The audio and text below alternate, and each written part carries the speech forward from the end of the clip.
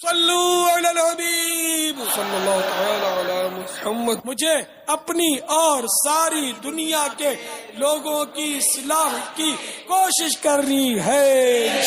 آپ کہیں کہ ہر تیسرا آدمی مشرک، صلاۃ و سلام پڑھو شرک، 11ویں 12ویں کرو شرک، نیاز کرو شرک، اگر آپ کہتے ہیں یا رسول اللہ شرک، اگر آپ مزار پہ چلے جائیں شرک، اگر آپ کوئی مزار کو سجدہ کر دے حرام ضرور ہے لیکن وہ بھی شرک۔ بھائی یہ شرک کی کوئی مشین ہے جس سے مشرک نکل رہا ہے، ناقابل معافی جرم ہے۔ پیر کو سجدہ کرنا، تصویروں کو کرنا، بالکل کوئی اس کا قائل نہیں۔ غلط تصور یہ ہوگا کوئی کہے کہ میں تو ایک بزرگ کے لیے کھانا بنا رہا ہوں، بزرگ ہی مجھے ثواب دیں گے، بزرگ کو راضی کرنا مقصود ہے، یہ شرک ہے، یہ غلط۔ یہ مزارات پہ شرک ہو رہا ہے۔ کیوں؟ ہم نے دیکھا ہے کہ آدمی سجدہ کر رہے ہیں، قبروں کو سجدہ کر رہے ہیں، تمہیں پتہ ہے کہ وہ کس نیت سے سجدہ کر رہا ہے؟ دا ڈے آف ججمنٹ میں پتہ چلے گا۔ جو آیات بتوں کے لیے تھی آپ نے اس کو نبیوں پہ اور صحابہ پہ چسپا کیا، یہ کتنا بڑا گناہ تھا۔ بسم اللہ الرحمن الرحیم۔ نیاز کا تصور کیا ہے اچھی طرح سمجھیے گا، بعض لوگ پتہ نہیں کیوں اس کو ناجائز سمجھتے ہیں۔ نیاز کا تصور کیا ہے پہلے سمجھ لیں کہ نیاز، نظر، یہ ایک تحفے کا نام ہے۔ جب پہلے بادشاہوں کی خدمت میں کچھ پیش کرتے تھے نا، کہتے تھے حضور ایک نیاز آپ کی خدمت میں پیش ہے، کچھ نظر کرنا ہے، اس تحفے کو کہتے تھے۔ تو جب ہم اللہ کے ولیوں کی بارگاہ میں کچھ تحفہ پیش کرتے ہیں تو اس کو نیاز اور نظر سے تعبیر کر دیتے ہیں۔ بس یہ ایک تو اس کا مفہوم ہے۔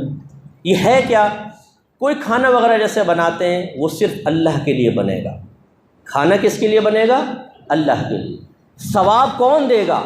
صرف میرا رب دے گا، ولی نہیں دے گا۔ نہ ہم ولی کے لیے کھانا بناتے ہیں، نہ ولی ثواب دے گا، ثواب صرف میرا رب دینے والا ہے، وہی دے گا، وہی قبول کرتا ہے، وہی رد کرتا ہے، میرا رب کی مرضی۔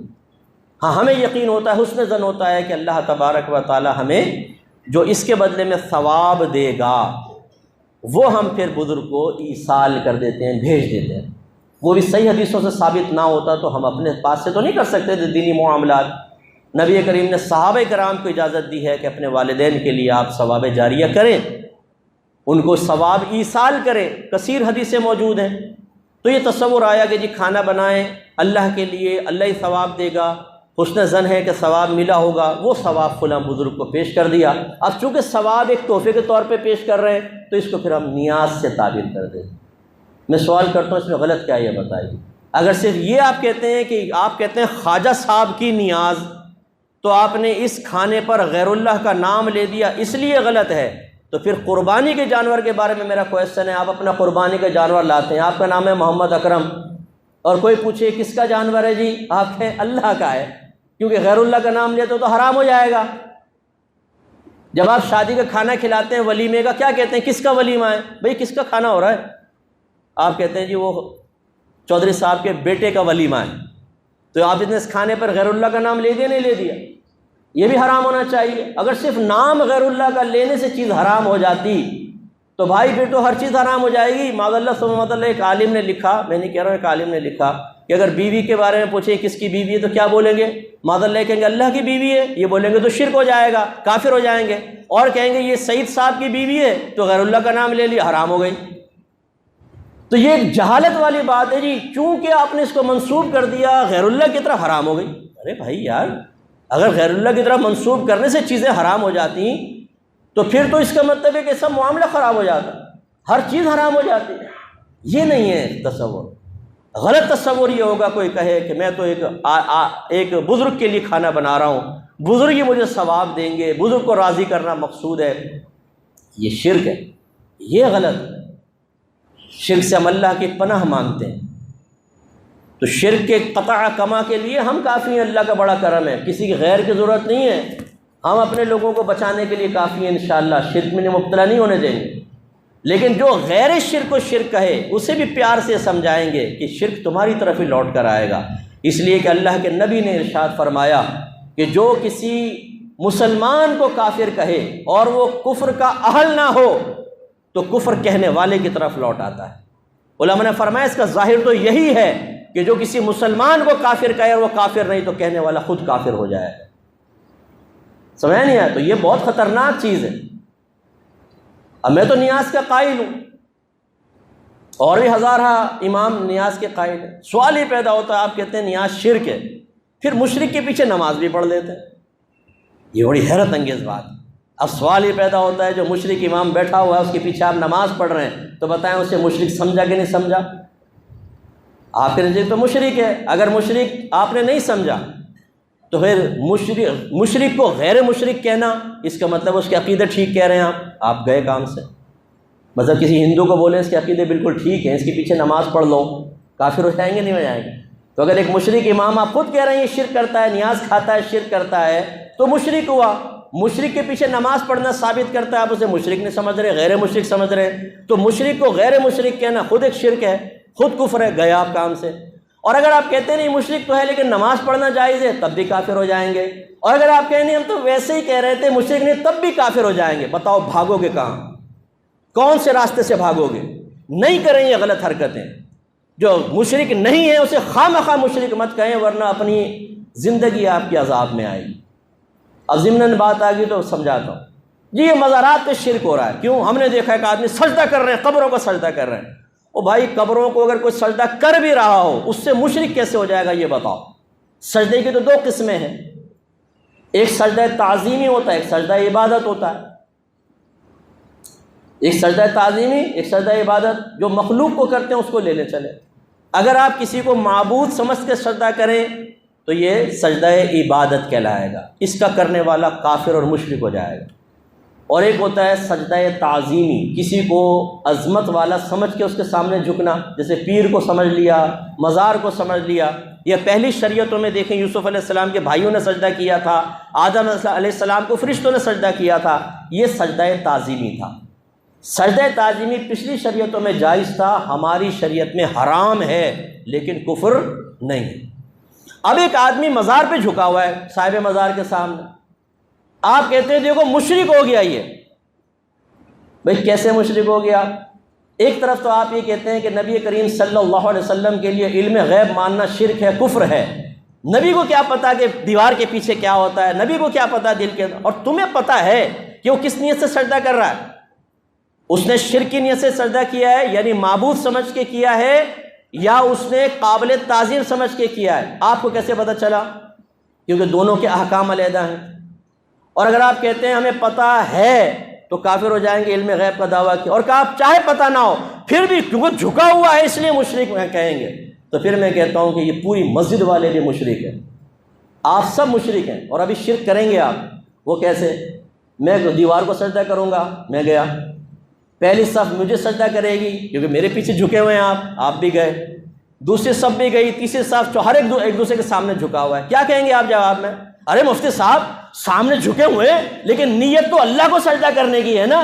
یہی تو جواب دے رہے ہیں کہ اصل نیت کا اعتبار ہے، جھکنے کا اعتبار نہیں ہے۔ آپ بھی تو جھکے ہوئے ہیں غیر اللہ کے سامنے، کیسے کافر و مشرک ہو جائیں گے جب تک کہ آپ کی نیت درست ہے؟ اس کا مطلب ہے اگر کوئی صاحب قبر کو سجدہ کرے گا تو سب سے پہلے نیت پوچھیں گے، بتا تو اس کو معبود سمجھ کے سجدہ کر رہا ہے یا قابل تعظیم؟ اگر معبود سمجھ کے کرے تو کافر و مشرک، اور اگر کہتا ہے کہ میں تو قابل تعظیم سمجھ کے سجدہ کر رہا ہوں تو ہم کہیں گے یہ شرک تو نہیں ہے، کفر تو نہیں ہے، لیکن تم گناہ گار ہو، یہ حرام کام کیا ہے تم نے۔ اب اس کا مطلب یہ اگر اس نے سجدہ تعظیمی کیا ہے تو کفر نہیں، اور آپ کہہ رہے ہیں یہ کافر و مشرک ہے۔ پھر حدیث سن لیجئے، نبی کریم نے فرمایا جو کسی غیر کافر کو کافر کہے، جو کفر کا اہل نہ ہو، تو کہنے والے کی طرف کفر لوٹ آتا ہے۔ اب آپ بتائیں، میرے خیال میں جاہل سے جاہل آدمی کو بھی پکڑیں گے نا مزار پر، جو بالکل گاؤں سے اٹھ کر آیا ہے، اور آپ اس سے کہیں گے بتا تو نے ابھی سجدہ کیا تھا صاحب مزار کو، کیا اس کو خدا سمجھتا ہے؟ وہ کہے گا لا حول ولا قوت، بھائی اللہ کے ولی تھے، میں تو تعظیم کر رہا تھا، یہی کہے گا وہ۔ کوئی کسی مسلمان سے آپ یہ تصور کر سکتے ہیں کہ خدا سمجھ کے سجدہ کر دے کسی کو؟ لیکن آپ نے قسم کھائی ہوئی ہے کہ غیر مشرک کو مشرک ضرور قرار دینا۔ تو اب بتائیں قصوروار کون ہے؟ جو سجدہ کر رہا ہے میں کہتا ہوں وہ بھی قصوروار ہے، لیکن اس سے بڑھ کر قصوروار وہ ہے جو اس کو مشرک کہہ رہا ہے۔ ہلکا ہاتھ رکھیے، پیار سے سمجھائیے، یہ کوئی ناقابل معافی جرم ہے، پیر کو سجدہ کرنا، تصویروں کو کرنا، بالکل کوئی اس کا قائل نہیں، یہ غلط ہے، اس کو روکنا چاہیے۔ لیکن روکنے کا یہ جو آپ نے انداز اٹھایا ہوا ہے کہ ڈنڈا اٹھایا، بول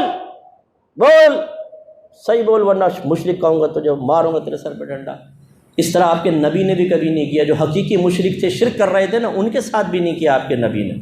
پیار سے سمجھایا ہے، محبت سے سمجھایا ہے، ان کی برین واشنگ کی ہے، سلولی آہستہ آہستہ وہ پکے مسلمان ہوئے۔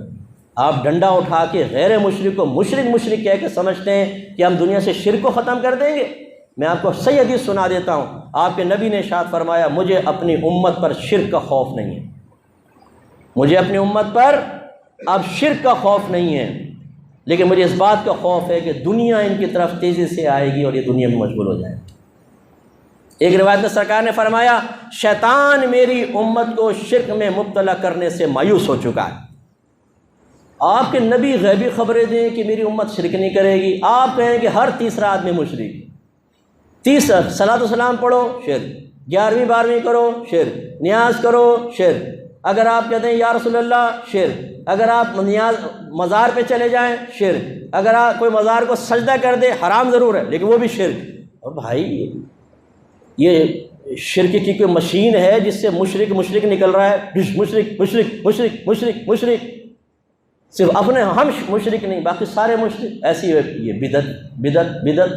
بدعت کا رواج۔ ارے بھائی خدا کا خوف کرو، ٹائم نہیں ہے ورنہ اس کی بھی وضاحت کر دیں گے کہ جو دوسروں کو بدعتی کہہ رہا ہوتا ہے یہ بدعت کر رہے ہیں۔ بدعت سب سے بڑا بدعت یہ ہے، سب سے بڑی بدعت یہ ہے کہ ایک مسلمان کو جو بدعت نہ کر رہا اس کو بدعتی کہنا سب سے بڑی بدعت ہے۔ اور ایک اور بڑی بدعت بتاؤں، مسلمان کو مشرک کہنا سب سے بڑی بدعت ہے۔ کبھی نبی کریم نے مسلمان کو مشرک کہا؟ صحابہ کرام نے کہا؟ اس کا حکم دیا؟ قرون ثلاثہ میں جاری تھا؟ نہیں، اب جاری ہے، ہر مسلمان کو مشرک کہو، سب سے بڑی بدعت یہ ہے۔ تو اس لیے خدا را ہلکا ہاتھ رکھیے، چیز کو سمجھیے، اگر سمجھ میں نہیں آتا ہم سے ملیے، قرآن و حدیث کے دلائل آپ کے سامنے پیش کریں گے۔ جو آیات آپ پیش کرتے ہیں میں ایک دفعہ آپ کو گزارش کرتا ہوں ذرا معتبر تفسیر پڑھ لیں۔ جو بتوں کے بارے میں آیتیں نازل ہوئیں آپ وہ ولیوں کے بارے میں بیان کرتے ہیں، جو مشرکین کے بارے میں نازل ہوئیں وہ آج کے مسلمانوں کو کہتے ہیں ان کے بارے میں آیت نازل ہوئی۔ وہ تو کفار کے لیے آیات آئی ہیں، وہ تو بتوں کے لیے آئی ہیں، اور آپ انہیں کہتے ہیں اس سے مراد نبی ہیں، ان سے مراد ولی ہیں، ان سے مراد صحابہ ہیں، اور یہ مشرکین جو یہاں بیان ہوئے ان سے مراد وہ ہیں جو آج کل یہ کر رہے ہیں۔ ارے خدا کا خوف کرو یار، یہ قرآن میں تحریف ہے بہت بڑی۔ وہ تو قرآن 1400 سال پہلے نازل ہوا، یہ تمام کام کرنے والے موجود تھے جو آج آپ کے دور میں جاری و ساری ہیں۔ 11ویں ہوتی تھی اس زمانے میں، 12ویں اس طرح منائی جاتی تھی اس زمانے میں، مزارات تھے کہ اس پہ حاضری دیتے لوگ، چادریں چڑھاتے نہیں تھے نا، تو وہ آیات ان کے بارے میں کیسے ہو سکتی ہیں؟ وہ تو اس زمانے کے کافروں کے بارے میں تھیں، وہ بتوں کے بارے میں تھیں۔ اور ان کو دیکھو اس میں یہ اپنے اوپر سے مکھی بھی نہیں اڑا سکتے، اب تم مزار پہ کیا لینے جاتے ہو؟ اللہ نے تو فرمایا مکھی بھی نہیں اڑا سکتے، تو کیا یہ صاحب مزار کے بارے میں کہ مکھی نہیں اڑا سکتے؟ یہ تو بتوں کے بارے میں تھا، یہ تو بتوں کے بارے میں لکھا تھا، یہ بت تو اپنے اوپر سے ایک مکھی بھی نہیں اڑا سکتے۔ تم کفار ان سے کیوں استمداد کرتے ہو، کیوں مدد طلب کرتے ہو؟ اب دیکھیں کہاں بت کے بارے میں اور کافر کے بارے میں، وہ آج یہ مزار والے دیکھو یہ مکھی بھی نہیں اڑا سکتے، داتا صاحب تو اپنے مزار سے مکھی نہیں اڑا سکتے، یہ بیان ہوا، اور تم جا کے انہیں سے مانگ رہے ہو، ان پہ چسپاں کر دیا۔ یہ بڑی تحریف ہے کہ نہیں؟ یہ بہت بڑی خیانت ہے کہ جو چیز کافر اور بتوں کے لیے نازل ہوئی اس سے مراد نبی، ولی، صحابہ اور عام مسلمانوں کو لیا جائے، لیکن مسلمانوں کا ایمان خطرے میں، ان کے ایمان پہ کوئی فرق نہیں پڑتا، یہ ایمان پروف ہے، یہ کچھ بھی کرتے رہیں، مسلمان کو کافر کہتے رہیں، غیر شرک کو شرک کہتے رہیں، غیر بدعت کو بدعت کہتے رہیں، ان کے ایمان پہ کوئی فرق نہیں پڑے گا۔ یہ کامل سالڈ مسلمان ہے، سالڈ، انہی کے لیے تو جنت ہے، انہی کے لیے تو عذابات قبر سے نجات ہے، انہی کے لیے تو حوریں بڑی بڑی آنکھیں پھاڑ پھاڑ کے دیکھ رہی ہے کہاں گیا میرا بیٹا۔ یہ تو میدان محشر میں پتہ چلے گا کہ نبی سے محبت کرنے والے کا مقام و مرتبہ کیا ہوتا ہے، اور اللہ کے نبی کے عشاق کو اور صحیح العقیدہ لوگوں کو کافر اور مشرک اور بدعتی کہنے والوں کا انجام کیا ہوتا ہے، یہ میدان محشر بتائے گا۔ دا ڈے آف ججمنٹ میں پتہ چلے گا کہ جس غیر شرک و شرک کہنا کتنا بڑا آپ نے عظیم گناہ کیا تھا، جو آیات بتوں کے لیے تھی آپ نے اس کو نبیوں پہ اور صحابہ پہ چسپا کیا، یہ کتنا بڑا گناہ تھا۔ حضرت عبداللہ بن عمر، بخاری کی روایت ہے، یہ میں نے اپنی کتاب قرب الہی میں چیپٹر ڈالا ہے، ضرور پڑھیے گا، بہت فائدہ دے گا آپ کو۔ آپ فرماتے ہیں کہ اشر الناس وہ ہیں، سب سے زیادہ شریر لوگوں میں سے وہ ہیں جنہوں نے بتوں کی آیات کو مسلمانوں پہ چسپاں کیا۔ یہ بہت بڑی تحریف ہے، اس لیے میں آپ سب سے گزارش کرتا ہوں کہ اپنے آپ کو بڑا موحد اور توحیدی مت سمجھیں۔ بعض اوقات توحید شرکیہ بھی ہوتی ہے، شیطان کی توحید شرکیہ توحید تھی، اس نے اللہ کو واحد مانا تھا، وہ اللہ تعالیٰ کے لیے شرک تو نہیں کر رہا تھا نا، اللہ کو ایک مان رہا تھا، اس کا وجود مان رہا تھا، لیکن اس نے اللہ کے نبی کی تعظیم سے انکار کیا تو قیامت تک کے لیے کافر ہو گیا۔ یہ جو ہم آج کل تعظیم کرتے ہیں کہ ہم اللہ والے ہیں، اور اس کی آڑ میں نبیوں کی توہین کرو، صحابہ کی کرو، اولیاء اعظام کی کرو، مسلمانوں کو کافر و مشرک قرار دو، تمہیں انعام ملے گا؟ انجام وہ ہوگا جو شیطان کا انجام ہوا تھا۔ یہ وہ توحیدی تھا، بہت بڑا توحیدی، لیکن نبی کی تعظیم نہ کرنے کی وجہ سے راندہ درگاہ ہوا۔ ڈریے، میں بھی ڈروں اپنے ایمان کے بارے میں، آپ بھی خوف زدہ رہیے۔ اس روش کو چھوڑیے، یہ تباہ کرے گی۔ پہلے دین سیکھیں صحیح طرح، قرآن کو پڑھیں تفسیر کے ساتھ، اور آج کل کے کسی مولوی صاحب کی تفسیر نہیں، جنہوں نے، میں نے ایسی تفسیر دیکھی ہیں، مشرکوں کے بارے میں آئے تھے، نیچے لکھتے ہیں دیکھا یہ سب پیروں، فقیروں، مزارات والوں کے بارے میں لکھا ہوا ہے۔ ارے بھائی خدا کا خوف کرو، لوگوں کو گمراہ کر دیا آپ نے، ان کے درمیان نفرتیں پیدا کر دی آپ نے، یہ غلط ہے۔ ایسی تفسیر نہ پڑھیں، عربک تفسیر پڑھنے کی کوشش کریں، ان سے آپ لیجئے جو اکابرین نے لکھا ہے، تب آپ کو صاف کلیئر پتہ چلے گا۔ انہوں نے واضح طور پہ لکھا ہے یہ آیت بتوں کے لیے ہیں، یہ کفار کے لیے، مسلمانوں کے لیے نہیں ہے۔ اللہ تعالیٰ ہمیں سمجھنے کی توفیق عطا فرمائے۔ وآخر دعوانا الحمد للہ رب العالمین۔